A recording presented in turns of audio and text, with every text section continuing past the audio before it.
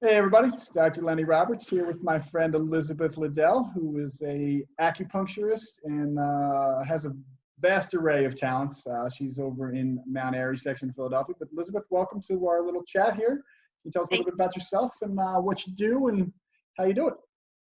Okay, well, I am an acupuncturist and also I'm an herbal medicine. I'm an herbalist of Chinese medicine, and I'm also a teacher of Chinese medicine. So I'm able to teach in Glenside at the Wan Institute. Other acupuncturists are learning how to use herbal medicine if they didn't learn it in their initial study. So, and I've recently moved my dispensary since the office is closed for acupuncture.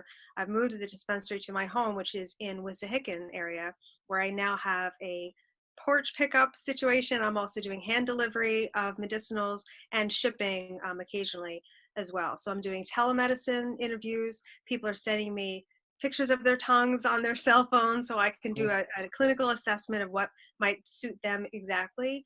And I'm working on both the phases of prevention and all the other things that happen while we're being humans, digestive things. I'm still taking care of. In fact, it's very important right now to take care of yourself and do the self-care that makes your immune system strong.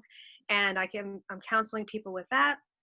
And I'm putting together what I call amazing, because one of the things that keeps people from being able to do herbal medicine sometimes is time, because the old school way of doing it, which is what I'm doing at home, is cooking these medicinals and then making your own decoction. And so I have that in stock, which is really a fun way. You just get, and it's inexpensive. You get a little bag of stuff and you cook it for the week and you're drinking that through the week. I also have things in liquid form and in powder form and in pill form for people who can't, but I try to stock up everything people might need for right now. So that's the way I've been pivoting to help my community, especially healthcare workers or anyone with asthma or anyone who's immune compromised in any way during this time. Awesome. So very cool. So can you give us, obviously, you're a phenomenal acupuncturist. I know we've had some mutual patients, and I've had the privilege of seeing you myself, and phenomenal set of tools in your toolbox. What would you say as you've pivoted? What are the top 3 things that you see now? Is it stress, anxiety? What's tell us a little bit more. A lot of our viewers may not have ever been to an acupuncturist, let alone an herbalist. So just could you give us a little bit more on that? That'd be helpful. So no matter what tool I'm using, whether it's exercise, dietary therapy, herbal medicine, acupuncture, acupressure, the main thing is to say, okay, what is this person's constitution? Because it's going to be different from other people's. What gives them optimal health? Do they run hot? Do they run cold? Things like that can show me on their tongue. Do they have something brewing? Is there heat? We say heat in the lungs. Anytime someone's coughing or someone has nausea or something like that, we say that there's a counterflow of energy in the body. So things are coming up that should be going down, basically. So I can give people acupressure points, different kinds of approaches to that, different, especially right up in here. There's actually points you're not allowed to do on a pregnant woman because they move things down so strongly. Okay. So, and everyone I think knows the point for nausea that they use for like 2 fingers up between that right here. That's a really good one for stress and feeling of tension in the chest. A lot of people, because of course you're hearing all day long about this virus, and so everyone's becoming a bit hyper vigilant about everything they feel in their body, and any pain or weirdness is all of a sudden can get us to a panic place. So self-care, like I've been sending patients yoga nidra videos, which is like a guided meditation that you can do. Awesome. I've been doing my traction, I'm doing my traction. Sometimes with all these webinars that we're listening to, I'm like, okay, that'll be an opportunity to get my traction in and listen to the webinar. Maybe make a little. That is gold star when I see you in person. Thank you. Well, it's really helping because, we're sitting a lot, we're doing this a lot. So we're really trying to figure out, how to eat well so I have enough energy. When you think about postural issues, you need chi, you need energy to have good posture. Because when we slump is when we're tired.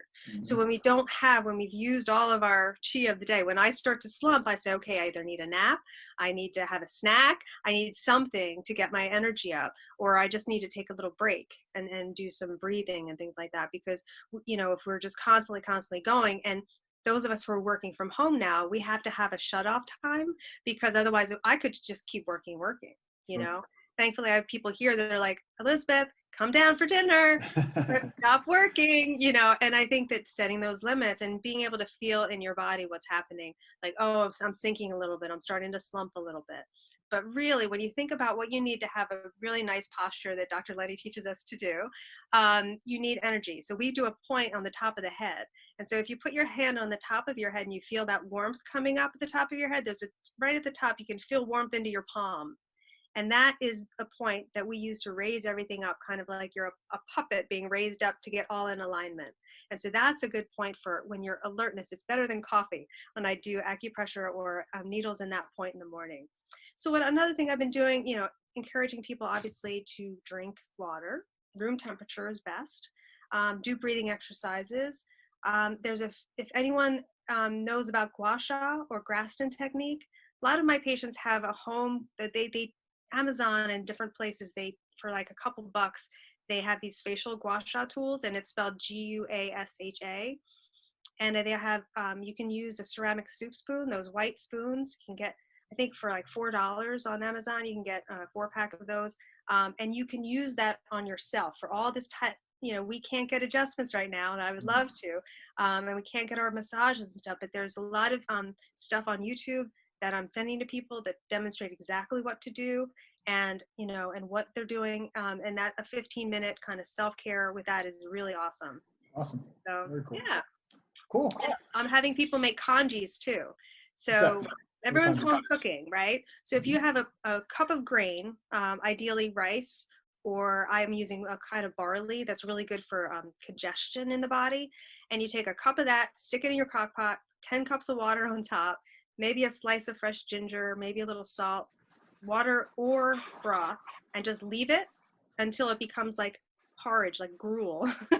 So, and that becomes your base. So you can make that sweet afterwards. You can make it savory.